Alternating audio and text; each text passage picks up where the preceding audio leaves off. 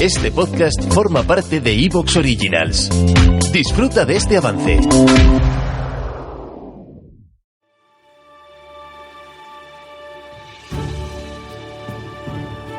Continúa la aventura de Pirro por Italia y llega el segundo enfrentamiento entre sus tropas y las fuerzas romanas. En Áusculo volverá a derrotar a las tropas consulares, pero cada batalla tendrá un coste humano difícil de mantener. Hoy, en Roma Eterna, vivirás la segunda y última parte de las guerras de Pirro contra Roma, su viaje a Sicilia, su vuelta a Italia, su última batalla, su regreso a Grecia y su muerte en Argos. Una vida apasionante que merece sin duda un tratamiento acorde. Así que coge provisiones y mira siempre hacia arriba por si te cae una teja, que comenzamos.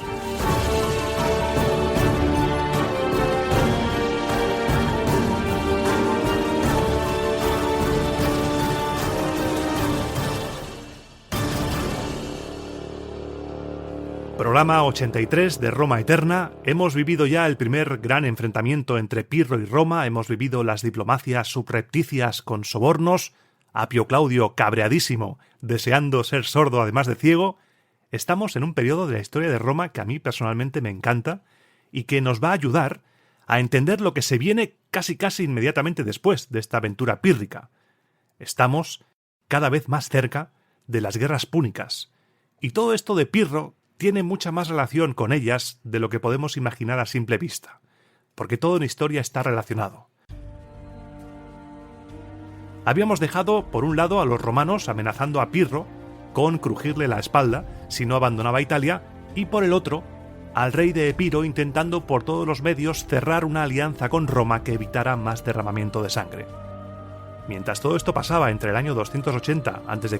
y el 279, en el 280, Gneo Domicio Calvino Máximo, que había sido cónsul en el 283, fue elegido censor junto a Lucio Cornelio Escipión Barbato, y fue el primer censor plebeyo que cerró el lustro, censándose, según leo en las periócas de Tito Livio, 287.222 ciudadanos en la ciudad de Roma para ese año 280. Ni uno más ni uno menos, según Livio. Y habíamos dejado el relato aquí, en el 279, y estamos concretamente en la primavera de ese año. El invierno, como tú ya sabes, es época de prepararse para las hostias que se vienen con la llegada del calor, y en cuanto llegó la primavera, Pirro se lanzó sobre Apulia. Algunas ciudades fueron atacadas, otras se aliaron con él, pero Roma no toleró el avance y se enfrentó inmediatamente a Pirro. Se estaba cociendo la que conocemos actualmente como Batalla de Áusculo. Los cónsules de ese año, Publio Sulpicio Saverrión y Publio Decio Mus, se pusieron al frente de 4 legiones más los correspondientes aliados itálicos para conformar un ejército enorme, cifrado en 70.000 soldados de infantería y 8.000 jinetes. Pero piensa que de esos casi 80.000, solo son romanos unos 20.000 de infantería y algo más de la mitad de jinetes. El papel de los aliados itálicos es muy importante y no se debe nunca infravalorar. Estamos, como te decía, en la primavera del año 279 a.C. El ejército consular avanza y llegan rumores al campamento del rey de Epiro de que un tal Publio Decio Mus está al frente del ejército romano. Las hazañas de los anteriores Publios Decios, hazañas, léase, inmolarse en favor del ejército, habían llegado a las filas griegas y los soldados estaban, me vas a disculpar la expresión, estaban un poco acojonados. Viendo el historial previo de su familia, no hacía falta ser ingeniero aeronáutico para pensar que ese Publio Decio Mus también se iba a inmolar, y los soldados estaban convencidos de que esa muerte iba a ser su fin. Estaban convencidos de que si eso pasaba, que si este señor se inmolaba, hacía lo mismo que su padre y que su abuelo, eso significaría la muerte de todo el ejército. Pirro se enteró de lo que estaba pasando y reunió a todos los soldados para hablar con ellos y decirles que tranquilos, que no se desanimaran. Ningún hombre podía, por el hecho de morir, matar a todo un ejército, y les aseguró que ningún encantamiento ni brujería era más fuerte que sus propias armas. Y para ello seguramente necesitó la ayuda de intérpretes, ya que en el ejército del rey de Epiro se hablaba diferentes lenguas. Entre griegos, italiotas, eso debía ser un desmadre lingüístico. Pirro habría podido gestionar mejor sus tropas si en su época hubiera existido Babel. Habría aprendido órdenes claras y concisas en cada idioma Tras haber estudiado con diálogos prácticos y relevantes que le permitirían mantener el orden de sus tropas en el campo de batalla, gracias a breves lecciones de 15 minutos. No puedo confirmar que le hubiera ayudado con los elefantes, aunque estoy seguro de que en la Babel del siglo III a.C. habría algo de elefantes porque estaban muy de moda. Pero además, Pirro habría aprendido formas creativas de amenazar por carta y verbalmente a los romanos, porque hubiera aprendido con diálogos interactivos narrados por hablantes nativos, romanos de verdad que le habrían enseñado cómo se habla en la calle, además de contar con tecnología de reconocimiento de voz para ayudar con la pronunciación y que no se le note durante las embajadas. Pirro no tenía Babel, pero tú sí lo tienes a tu disposición. Puedes aprender en breves lecciones y de manera que te sirva, con diálogos, con pronunciación, para que puedas hablar. Además, si te haces ahora con una suscripción de 3 meses a Babel, recibirás 3 meses adicionales gratis con el código ROMA. Entra en babel.com/empezar y usa el código ROMA para conseguir tus 3 meses gratis. babbel.com/empezar, código ROMA. Prueba Babel, la app para aprender idiomas que funciona.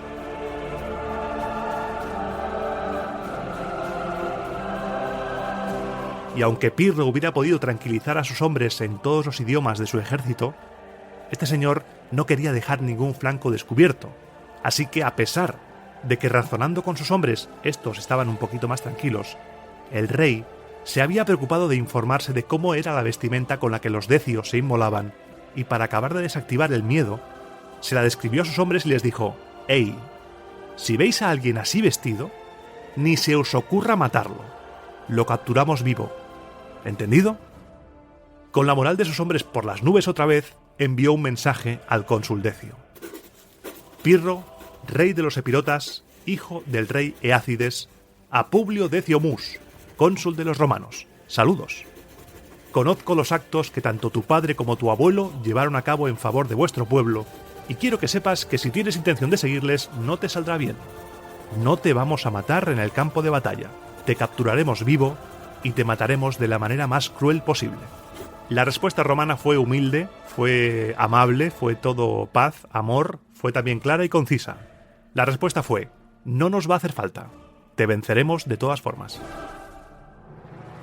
Ambos campamentos se situaron cada uno a una orilla del río Aufidus, del actual Ofanto, que no era un río vadeable, como en Heraclea, y los romanos preguntaron a Pirro si quería pasar él a su orilla o ellos a la suya para que se enfrentaran tropas frescas, sin ninguna emboscada a mitad de cruzar el río como había sucedido en la batalla anterior. Pirro permitió entonces a los romanos cruzar el río y volvían a estar cara a cara otra vez griegos y romanos. A pesar de haber perdido a muchos hombres en la batalla anterior, el rey de Epiro seguía contando con un ejército temible, formado, según las fuentes, por 70.000 soldados de infantería y unos 8.000 jinetes. Y ahora quiero que juguemos con la imaginación. Si nada te lo impide, eso sobre todo, si nada te lo impide, cierra los ojos e imagina que eres un soldado romano. Te voy a describir lo que tienes delante. A tu izquierda, en el ala derecha, según el punto de vista de Pirro, tienes formada a la unidad de élite de su ejército, la falange macedónica, con sus largas lanzas, las sarisas, formando un auténtico puercoespín inexpugnable con el que Alejandro Magno conquistó medio mundo. Si mueves tu cabeza un poco hacia la derecha, verás mercenarios de Tarento, después otra unidad de mercenarios griegos, un poco más a la derecha la falange de Tarento, después a los de Brutium, lucanos, en el centro griegos etolios, acarnianos, también una unidad de tropas ilíricas, y ya a la derecha del todo, por último, en el ala izquierda del rey Pirro, los soldados que más rabia te dan, los samnitas, que no se pierden un sarao si este implica matar romanos. Así colocó el rey de Epiro su infantería, una larguísima fila de soldados, a cada cual con más ganas que el anterior de susurrarte al oído las aventuras de Heracles. A los jinetes los dividió en 2 grupos y los situó a la izquierda y a la derecha. Las tropas ligeras y los elefantes se situaron detrás de las alas. ¿Y dónde estaba Pirro? ¿Crees que Pirro estaría a lo lejos? ¿Al otro lado del río, quizá? No. Pirro estaba justo detrás de la primera línea, junto a su guardia personal, sus compañeros, sus jinetes, preparado en su caballo para acudir a donde hiciera falta. Frente a los griegos, y ahora vamos a cambiar el punto de vista, ahora eres un soldado, por ejemplo, ilírico, que está frente a los romanos. las tropas consulares romanas, las 4 legiones formadas con las tropas aliadas intercaladas entre cada una de ellas. Las unidades de aliados recibían el nombre de alas, y en cada una de las alas estaban muchos viejos conocidos del podcast. Tienes delante a latinos, acampanos, sabinos, umbros, volscos, pelignos, marrucinos, ferentanos. Tienes a muchos de esos pueblos con los que Roma se estuvo pegando durante capítulos y capítulos, los tenemos ahora aquí. Y de igual manera que los griegos, los jinetes del bando romano se dividieron en 2 grupos y se pusieron en los extremos de los flancos. Detrás, y divididos también en 2 grupos, se quedaron las tropas ligeras y una nueva arma que los romanos habían desarrollado para hacer frente a esos elefantes que tiene Pirro. Leemos en Zonaras que frente a los elefantes, los romanos dispusieron unos carros con cuernos de hierro que sobresalían por todas partes, para disparar proyectiles incendiarios sobre los elefantes y además para obstaculizarles el paso, causándoles heridas. Y con todo listo, empezó la batalla. El choque de infanterías fue brutal y durante un tiempo los romanos consiguieron rechazar a los griegos. Parecía que se retiraban un poco, retrocedían. Momento en el que Pirro aprovechó, cargó con sus elefantes para poner en fuga a los jinetes romanos y esquivó a los carros que, desgraciadamente para Roma, no fueron de mucha utilidad, como tampoco lo fueron los caballos romanos que seguían huyendo nada más ver acercarse a los elefantes. A pesar de la carga de Pirro, el campamento del rey de Epiro fue asaltado y quemado. El rey epirota debió emplear entonces a su guardia personal para reforzar el... ¿Te está gustando lo que escuchas? Este podcast forma parte de Evox Originals y puedes escucharlo completo y gratis desde la aplicación de Evox. Instálala desde tu store y suscríbete a él para no perderte ningún episodio.